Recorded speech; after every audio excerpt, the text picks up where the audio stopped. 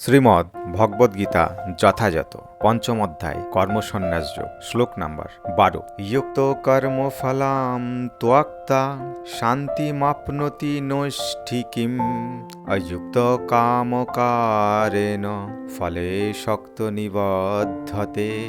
শব্দার্থ: যুক্ত যোগমুক্ত, কর্মফলম কর্মফল, ত্যাক্তা পরিত্যাগ করে, শান্তি শান্তি, আপনতি লাভ করেন, নৈষ্ঠিকীম নিষ্ঠা সম্পূর্ণ, অযুক্ত সকাম কর্মী, কাম কারেণ কামনাপূর্বক প্রবৃত্ত হওয়া, ফলে কর্মফলে শক্ত আসক্ত, নিবদ্ধতে আবদ্ধ হয়। অনুবাদ: যোগী কর্মফল ত্যাগ করে নৈষ্ঠিকামী শান্তি লাভ করেন, কিন্তু সকাম কর্মী কর্মফলের প্রতি আসক্ত হয়ে কর্ম করার ফলে কর্মের বন্ধনে আবদ্ধ হয়। তাৎপর্য: কৃষ্ণ ভাবনাময় ভক্ত ও দেহাত্ম বুদ্ধিসম্পন্ন বৈষয়িক মানুষের মধ্যে পার্থক্য হচ্ছে যে কৃষ্ণ ভাবনাময় ভক্ত শ্রীকৃষ্ণের প্রতি আসক্ত ও দেহাত্ম বুদ্ধিসম্পন্ন বিষয় তার কর্মফলের প্রতি আসক্ত। যে মানুষ শ্রীকৃষ্ণের প্রতি আসক্ত এবং তার প্রীতি উৎপাদনের জন্য সমস্ত কর্ম করেন তিনি অবধারিতভাবে মুক্ত পুরুষ, কারণ তিনি কখনোই কর্মফলের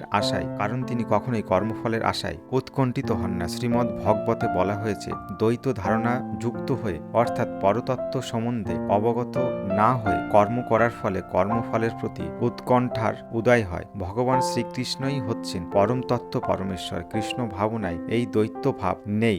বিশ্ব চরাচরের যা কিছু আছে তা সবই ভগবান শ্রীকৃষ্ণের শক্তিজাত।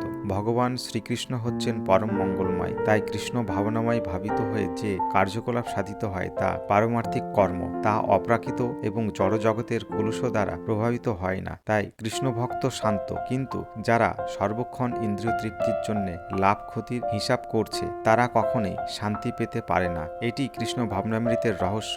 শ্রীকৃষ্ণ সম্বন্ধরহিত কোনো কিছুরই অস্তিত্ব নেই। এই সত্য উপলব্ধি পরম শান্তি ও অভয় দান করে।